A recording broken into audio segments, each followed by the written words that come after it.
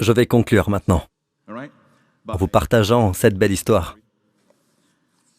2 histoires en fait, et celle-ci a vraiment touché mon cœur. C'est une dame de Roumanie qui raconte « J'ai grandi dans une famille chrétienne depuis mon enfance. Mon père buvait beaucoup et nous forçait toujours, mes frères, mes sœurs et moi-même, à aller à l'église. Quand je suis devenue adolescente, j'ai commencé à détester aller à l'église et j'étais toujours contre les lois de la religion. Elle n'a jamais reçu l'évangile, elle n'a reçu que l'église, quelle que soit l'église qu'elle fréquentait. À 17 ans, je me suis mariée pour échapper aux coups constants de mon père et à ses punitions déraisonnables. Ma sœur aînée aussi quitta la maison, mais elle a donné son cœur à Jésus avant de quitter la Roumanie pour s'installer à Londres. L'année dernière, je suis allé lui rendre visite avec ma fille de 16 ans. J'étais si heureuse de la voir après tant d'années. Je voulais en savoir plus sur Dieu, elle n'est pas croyante. Enfant, elle allait à l'église, sans pour autant être croyante. Je voulais en savoir plus sur Dieu, sur Jésus dans la Bible. Alors ma sœur m'a parlé du pasteur Joseph Prince et elle l'a traduit pour nous, parce que nous ne parlions pas très bien l'anglais. Elle rendit visite à sa sœur aînée à Londres, en amenant sa fille de 16 ans avec elle. Ce que j'ai entendu semblait très différent de ce que j'avais entendu auparavant. En écoutant les sermons du pasteur Prince, j'ai commencé à mieux comprendre ce que Dieu est vraiment pour moi.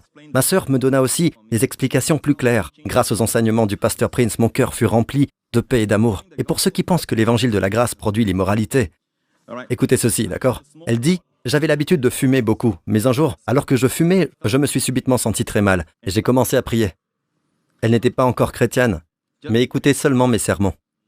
Pas encore devenue chrétienne, mais elle se sent mal lorsqu'elle tire sur une cigarette.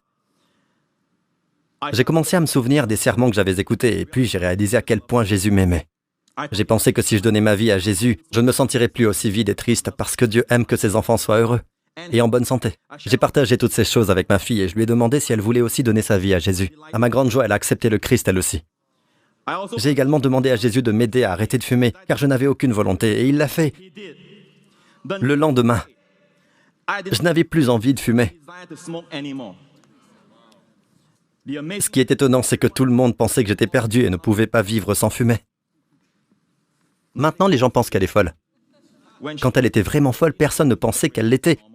Ça, c'était normal, vous comprenez? C'est comme ça que le monde pense. Le monde ne pense pas que le peuple de Dieu a grandi parce que Jésus a été exalté. Il pense que c'est à cause du matériel que nous possédons. Nous avons une guitare électrique. Je ne me doutais pas que Jen portait le peuple de Dieu à ce point-là. Ils pensent que c'est à cause du matériel qu'on a. C'est comme ça que le monde pense. Le monde ne peut pas penser comme Dieu voudrait qu'il pense, à moins qu'il soit né de nouveau. Certains d'entre vous ont même pensé que j'étais le chef d'une secte, n'est-ce pas? Je sais. Je vous pardonne, c'est bon. Un tout dernier. Un dernier témoignage.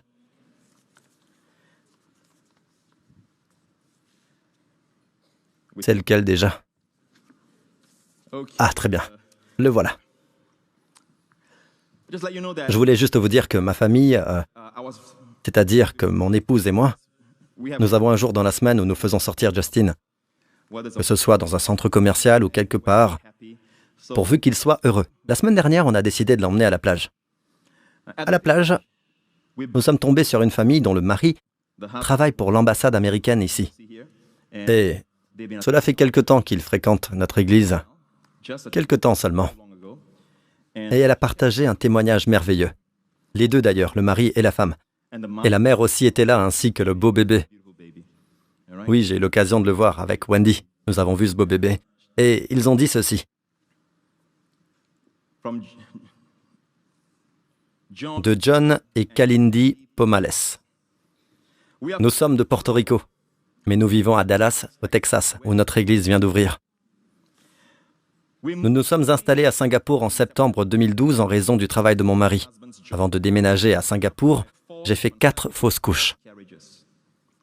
Cela lui est arrivé 4 fois. Vous n'êtes peut-être pas conscient, parce qu'on le dit très vite, ce que cela signifie pour une femme d'avoir eu 4 fausses couches. Cela même avant qu'elle n'arrive à Singapour. Nous sommes allés voir d'excellents médecins qui ont fait différents types de tests sans rien trouver d'anormal.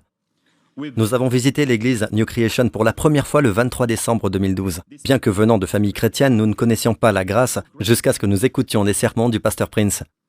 Au cours de ce service, le pasteur Prince a prêché sur les ventres ouverts. Alors le dimanche suivant, qui était aussi le dimanche de la vision, mon mari et moi avons prié pour un bébé à l'insu de l'autre. Lorsque nous avions appris un peu plus tard sur quoi on a prié, nous avons tous deux souri en faisant confiance à Jésus. Après cela, j'ai rejoint le ministère des enfants de l'église, le Rock Kids, pour être à leur service. Un jour, c'était après avoir servi pour la première fois, j'ai appris que j'étais à nouveau enceinte. À environ 5 semaines de ma grossesse, j'ai commencé à saigner.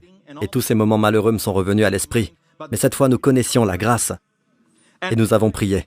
J'étais admise à l'hôpital pendant 14 jours. Pendant ce temps, nous avons participé à la Sainte Communion. Et une responsable de Rock Kids est aussi venue prier pour moi et pour mon bébé.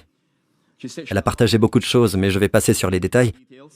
Avant d'avoir eu sa décharge de l'hôpital, elle a eu le plaisir d'entendre de sa première échographie les merveilleux battements du cœur de son bébé. Donc elle est sortie de l'hôpital le 2 novembre 2013. Juste quelques mois de cela, le 2 novembre 2013. La poche d'eau s'est rompue et nous sommes allés à l'hôpital. Le docteur m'a examiné. Il a remarqué qu'en moins d'une heure, très rapide, mon docteur fit la remarque que certains enfants arrivent en courant, le vôtre fait du sprint. Notre champion de bébé, Keoni, qui signifie Dieu est gracieux en hawaïen, est né ce matin-là. À Jésus soit toute la louange, la gloire et l'honneur. Amen. Voyons, on a une photo d'elle. Et ils sont tombés sur ce gars, un punk, sur la plage. C'est arrivé juste la semaine dernière. Donnez à Jésus la louange, la gloire et l'honneur. Amen. Très bien, peuple de Dieu. Regardez en haut ici. Toutes les promesses de Dieu ont été accomplies en Christ. Oui. En Christ seulement. Que disons-nous? Amen. Amen. Si vous restez silencieux, rien n'arrivera. En fait, je goberai vos bénédictions si je dis Amen. Si vous ne dites rien, j'attrape vos bénédictions. Alors ne les laissez pas se gaspiller. Vous comprenez ce que je vous dis? Amen. Donc je vais prononcer les bénédictions sur vous vers la fin de ce service. Vous êtes prêts?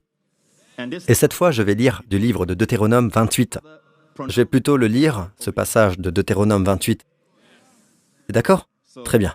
Alors, concentrez-vous sur cela et à présent, je veux juste dire un mot à ceux d'entre vous qui n'ont jamais mis leur confiance dans le Christ. Je ne vous demande pas d'adhérer à une religion. Je ne vous demande pas de rejoindre une église. Je vous dis, croyez au Seigneur Jésus-Christ, qui est mort sur cette croix pour vos péchés. Dieu a manifesté, démontré son amour pour vous en envoyant son Fils mourir sur la croix pour vos péchés, parce qu'il vous aime. Mon ami, si tu es ici aujourd'hui, ce n'est pas par hasard. Ce n'est pas par coïncidence. C'est par la volonté de Dieu.